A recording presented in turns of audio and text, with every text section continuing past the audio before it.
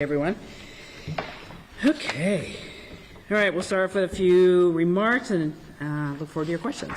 So let's see, last week, revenue forecast. What I want to say about that. So, this is the key economic forecast as legislators finalize the budget. For me, what I've been emphasizing to lawmakers is that we have to deal with the situation at hand right now.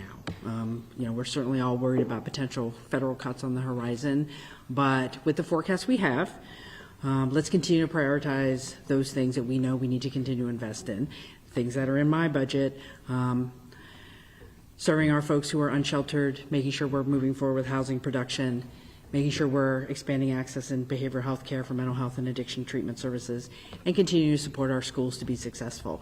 That has not changed despite the forecast. And in fact, I would argue with a dampening in the economy that we saw from the forecast, we should do everything we can within the means that we have to continue to invest in our communities in one-time fashion that deals with the priorities for the state and also continues to support economic development in the state. So I'm going to continue to work with lawmakers.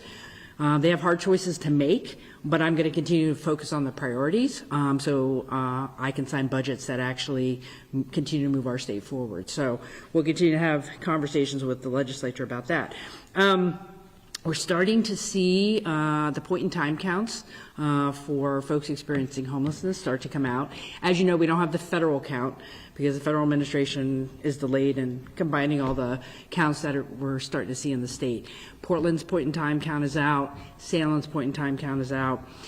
Here's what I'm seeing in both of theirs is that individuals and households experiencing homelessness is increasing.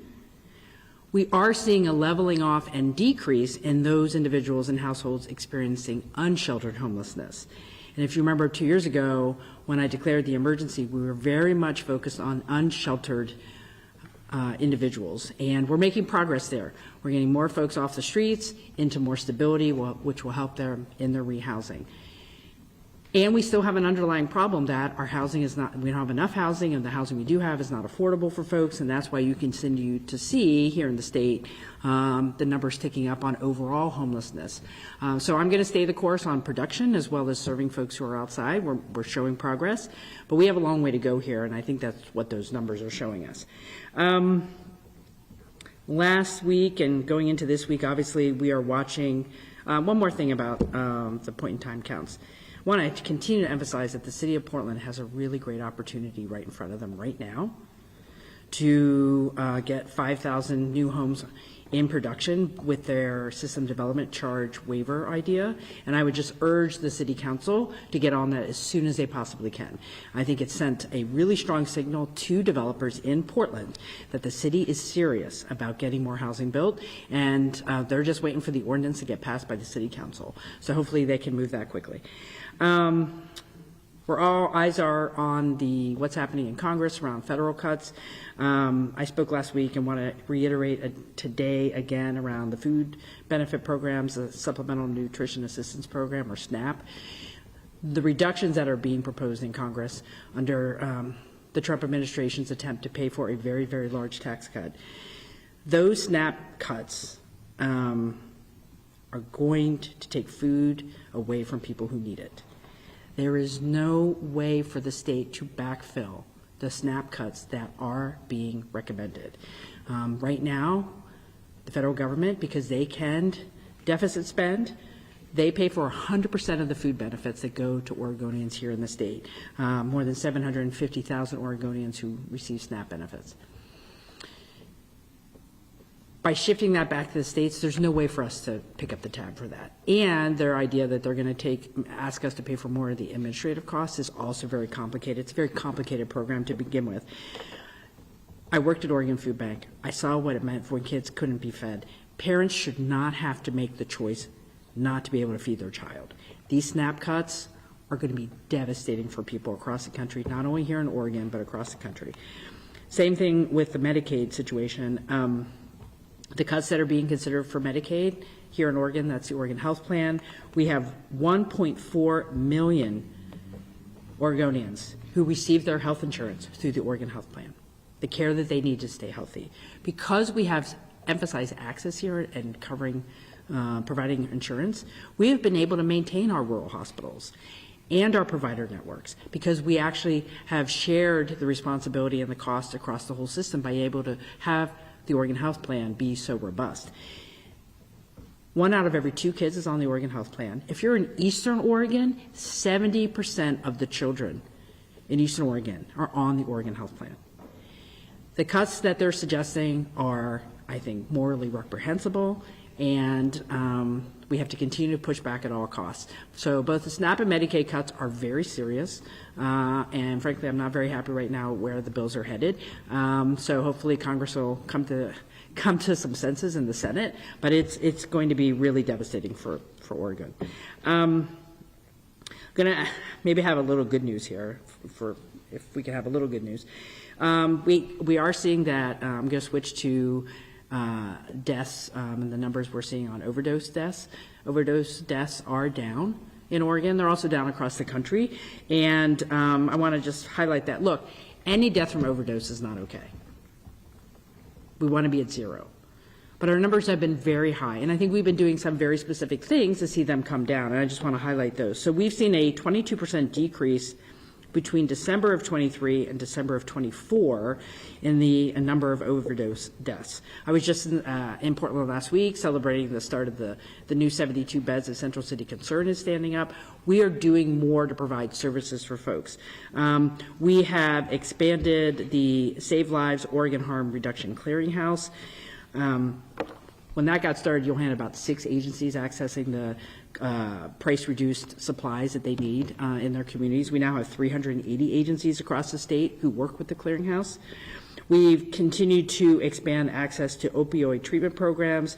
There are now 27 full-service opioid treatment programs in Oregon. There are 2 opioid treatment program medication units and 4 mobile units. So we are bringing access to the communities where they are, and I think that's helping us to reduce deaths.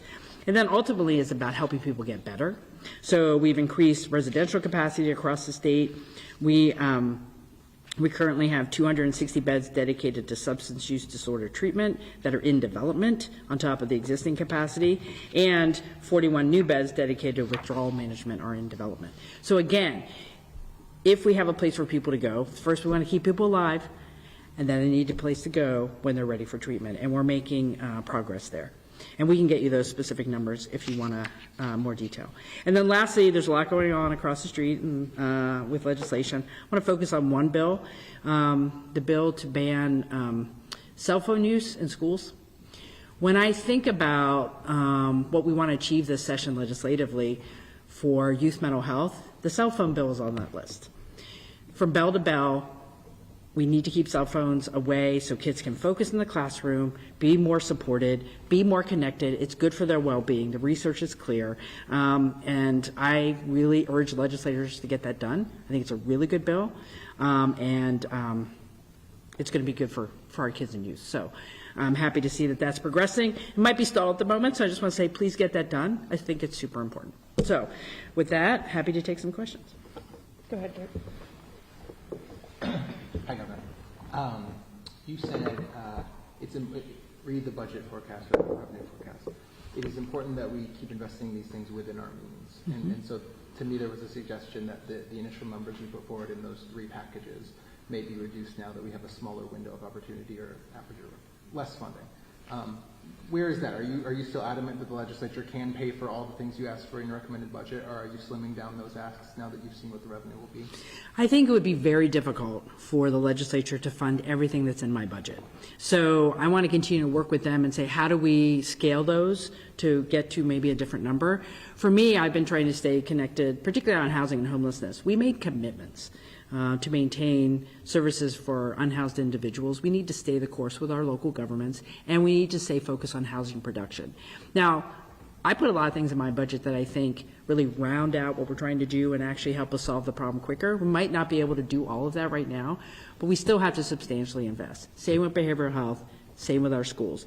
So my message to lawmakers is, let's work on this together. I know you can't do everything in my budget, but the priorities have not changed. And I would argue they're going to have to make hard choices to find other resources to get to funding those priorities at the highest level they possibly can. Well, and just a quick follow-up. I mean, if this is less than what you asked for the money for a reason. So what do you see potentially falling by the wayside because there's less now? You're saying you can't afford it all. Well, my assumption is our co-chairs are closely looking at what do each of the agencies need to continue to function and function well. So they'll look at administrative reductions first. I think that we need to make sure we don't dig too deep into our agencies because then they can't do their work. So that is, I think, problem number one. But it really is, I don't know what the legislators are considering at this point. It can't just be cuts. Reprioritization is important. And I'm hoping they're going to say, well, if we're going to need this for housing or behavioral health or schools, we might have to do this thing differently. I'm encouraging them to be creative, and they only have a few weeks left, so I know that's where their heads are. Virtual question. First one comes from Colton Weekly at KGW. Governor Kotek, Multnomah County Chair Jessica Vega-Peterson changed the county policy to allow tents and tarps to be handed out by the county during severe weather rather than make them available year-round. Do you agree with her limiting tent and tarp distribution? I do, because I think we've seen increases in shelter capacity and options for people that would not require that kind of distribution. So I think they're making the right choice right now. Go ahead, Alex. Speaking of limited time and resources, I get the impression that things are moving slower than anticipated, especially in the Senate, and there's a possibility that Senate Republicans will ask for third readings on bills. What are you hearing vis-a-vis this, and I guess what would your reaction be if that is the case? Well, I think on, the slowdowns that folks in the minority can take advantage of, I think that's the usual kind of horse trading you see in the session. I don't think there's anything unusual there. And it does require constant communication between the leadership and the Republican leadership to say, hey, we need to figure these things out. I don't think that's unusual. I'm getting the impression that there's concern that certain bills will have to be deprioritized if the Senate takes their time getting there. Well, I would argue that both chambers need to get everything done, and they might just have to stay really, really long hours. All right, Lucas. Next virtual question comes from Noticias Northwest. The legislators just passed Senate Bill 599, which bars housing discrimination.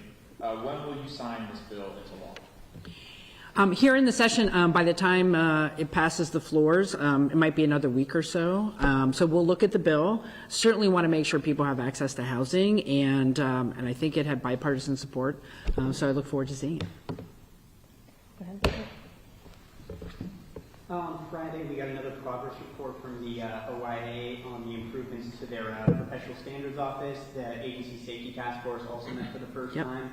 What did you think of that meeting, and what do you think? Are you pleased with the progress they made so far? I think it was a good first meeting. That oversight group to talk about improvements in OIA, I think, has a good membership on it. I'm pleased that we have a person in my office who can take feedback from youth and families who might be having concerns about the Oregon Youth Authority. I feel like we are putting some really good structures in place to have the right conversations, and so I think we're off to a good start. Next virtual question comes from Nigel at the Oregon Journalism Project. Two-part question. So last week, Governor Gavin Newsom proposed scaling back free health care for undocumented immigrants and beginning to charge them $100 per month in 2027. Two-part question. What is the governor's reaction to Governor Newsom's proposal? And then, given pressure on Medicaid funding, can Governor Kotek envision making a similar proposal in Oregon? Well, I know California has a very significant budget situation, so they're going to have to make some hard choices down there. And we're taking a wait-and-see approach in terms of what that would mean from what the federal government is asking us to do. Our goal has been to make sure that folks have access to health insurance. That supports everyone. And let me just give you a little bit of an anecdote. When someone doesn't have health insurance, they're going to still seek care, oftentimes in the emergency department, which is more expensive. Those costs are either borne by the hospital or borne by other folks who have private pay insurance, either through their employer or insurance that they purchase elsewhere. The cost will go somewhere. When everybody is insured, it is much more helpful to keep costs down and reasonable for everyone. And so that's why we've taken an approach to get as much care to everyone so the system can be more balanced. Yeah. Hi, Governor. We're now 4 months into the session. You know, you see the deadline coming up. You've signed a number of bills. I have no idea how many. How many have we done? Maybe hundreds. What have been the biggest wins of the session in your mind? And, you know, what can you tell Oregonians? You know, we've been here for 4 months. Well, not you. Lawmakers have been here for 4 months. I never leave, so. How, like, what would you tell them? Like, this is what we have done to improve your lives. Well, I think the biggest bill so far for the session for me is the signing of the summer bills, the two bills, one with money and one with the programming for summer learning for this summer and the next 2 summers. That was a huge win for all of Oregon. So obviously we had a signing on that really big bill. What I'm seeing in the bills that I have been signing that have been coming over both from the House and Senate are bills that do small things that are really important to Oregonians across the state. I'm trying to think of the one that I just signed today. There were some bills about how do we make it easier for community banks to be able to, you know, do their business in the state. That might not sound very interesting, but our community banks are really helpful to communities around the state. So I can get you a little bit more of the anecdotes, but these are small bills that matter to Oregonians. They don't just come out of thin air. They come from Oregonians who care about making things better, and we'll get you a list because they're on the small side because that's where we are in the session. But I would say the summer learning bill is the big bill so far this session. Do you have a virtual one? Yeah, we've got a long-winded one. This one comes from Dick Hughes. Other reporters and I have been trying to gain greater understanding of how Governor Kotek is interacting with the legislature. I've gone through her 3 most recent weekly calendars. The latest one posted online is May 4th. I might have missed something, but here's what I saw. Weekly meetings with Senator Lieber and Taylor, a meeting with Rep. Mira, a meeting with presiding officers, a reception at Mahoney Hall. Those, of course, were before last week's forecast came out. Can you provide some specifics of what the governor is doing to encourage, cajole, lobby, inspire legislators regarding specific legislation? And what was the subject of the meetings with Senators Lieber and Taylor? I'm so glad people, thank you, Jack, for looking at my calendar. So here's what I would say about the way I've been tracking things in the session. I rely a lot on my policy advisors who are having regular conversations with legislators. So when you see things on my calendar working on our education initiative, our behavioral health initiative, or housing and homelessness, they often revolve around conversations with staff about legislation. So I think the message I would send is I'm paying very close attention, mostly with conversations through my staff. Now, I do have occasional conversations directly with legislators. Often those are personal. I served in the legislature, having a lunch with a member or having a phone call about something. That is my way of, answering questions they might have of me, more than anything specific around legislation. But I am going to be picking up the pace. Memorial Day is next week. June is here. The session's coming to a close. I had a meeting at 8:30 this morning with the co-chairs of Ways and Means to talk about my budget and where they were going in terms of making final decisions. So, Dick, you might see a few more things on my calendar because I'm trying to make sure we can get the session done in the best interest of Oregon. Anastasia? Governor, as you mentioned, the session is coming to an end very quickly, and so I'm curious if you have any concerns that the public is not maybe going to have a full chance to weigh in on some of these major things coming up, like the transportation package. I do think that there will be a lot of transparency, even though it might, I do think virtual meetings have allowed a lot more participation, but on transportation there have been a lot of conversations leading up to this point, and at some point members of the legislature are going to have to make some decisions, but they will also be heard in committee. There will be discussions about those things, same with the budget. If you think about the hundreds of bills that are in Ways and Means right now that potentially could have budget allocations, they've all had hearings. They've all had public hearings, they've had work sessions. So I do think there has been strong public participation so far this year. And things will move quickly at the end of the year, but I think legislators have a pretty good idea what people think about these things, and they just, they're just finalizing details at this point and over the next few weeks. Dick, I forgot to mention that I continue to meet regularly with the House Republican leader, the Senate Republican leader, and the presiding officers on a regular basis. So it's not like we don't talk. So. Any virtuals? No. All right.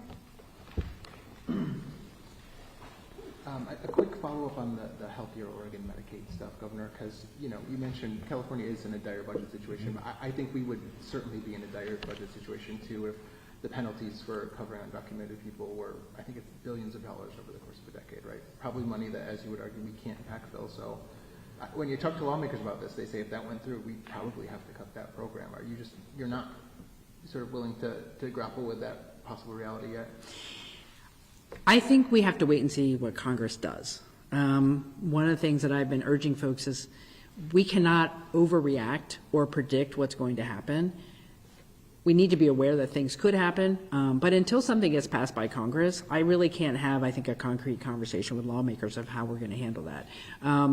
I would also question whether it is lawful to predicate one stream of funding on something the state is doing all by itself. Those are two different things, and I don't think we have an answer on that yet. And then very quickly, I'm sorry, my colleague will be mad at me if I ask you, is $5 million for Portland Shelter, and maybe there's more state money they're asking for, but Mayor Wilson is really counting on some state money to bolster his plan. Is that still part of the money that you will be arguing strongly for from the legislature? I think the mayor, excuse me, the mayor has some money in his budget that he and I have talked about. I'm hoping we will have some dollars to get to him before the end of the biennium, but that is not his only ask. The city and county have come in and asked for $25 million to meet their budgetary needs. That is a separate ask, but I think the $5 million he's holding in his budget is something we'll probably be able to do before end of session. All right, Alex, last question. 5-part question. I guess you've laid out your priorities that are non-negotiable: housing, addiction, education. You're obviously streaming into the end of this and needing to figure out money. You're talking with the powers that be. Is there anything that comes to mind? I guess when you look at this sort of strategy here, is it going to be piecemeal, taking small things? I mean, Ways and Means is full of study bills right now. Writ large, cut study bills that require money. Is there any strategy that's more broadly like go for some sort of big ticket items? If you can give people any sense of like, you're not going to be able to do this entirely through like agency administrative cuts, and you don't want to cut these agencies down to the bone. Is there any indication you can give to the public about what might not make it? Well, I would go back to the principles of the budget that I designed, which was, with working with our agencies, what do you need to do the basic service to Oregonians today? We built agency budgets, not with a bunch of new things. We said, let's continue to do the work. And there were very, very, very few new things in my budget. I suspect that we'll see a lot of agency budgets that are very much aligned with what I put in the GRB. Here's a message for lawmakers, though. We are not in the same situation that we have been in the last couple biennium, where there was a lot of money at the end of session. There are too many bills in session. Not all of them are important to moving our priorities forward. I have no hesitation to veto bills that do not move us forward. And I need to see budget bills that are actually prioritizing the things that matter to Oregonians. And my message is, send me good budgets, I would like to sign them. But don't send me things we don't need. And people need to be more thrifty in their asks, or maybe they should just stop asking. And let's focus on the priorities of the state. Okay, this is my last one though. You, the legislature, statutorily allowed to take the kicker. Or rather, excuse me, I've got this, state constitution allows the legislative assembly by a 2/3 majority to take the kicker, put it into, I guess, is there any conversation about using the kicker this year to do this? So as right now under the forecast, we're looking at close to $2 billion going out in tax relief next year for the kicker. The only conversation that I'm entertaining, the only conversation I'm hearing about, is to use a portion of that money on a one-time basis to fund wildfire suppression and mitigation. I think that's the right conversation to be having, and I would urge legislators to continue with that. I do want to make sure you get your question in.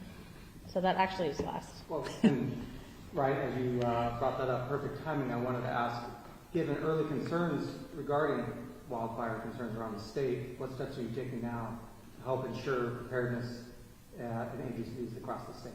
Yeah, thank you for that. Well, we're getting ready for wildfire season, and all the collaboration and preparedness that we would normally do is happening.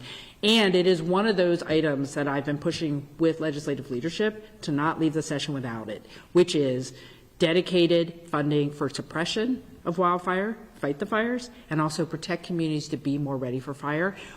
We need to find some resources to do that, and I do think this conversation on a one-time basis of supporting rural Oregon by potentially using a portion of the kicker tax break would be a beneficial approach. What portion are you thinking of, Governor? I've only heard the 1 point, I mean, Golden's only talking about the full thing. I've not heard a smaller lump. So Look, what if will you we take $1 talk billion and dedicate it to suppression and mitigation, that would be very helpful for the state. And most of the folks who are going to be paying that are folks who do not live in fire-prone areas. All right. Governor's First got a time I hard think out. I've heard you argue for that initially. Thanks, everybody. Good to see you. What did I agree to you non-verbally that I would give you? I'd like the source of that overdose. Oh, okay. Overdose stuff.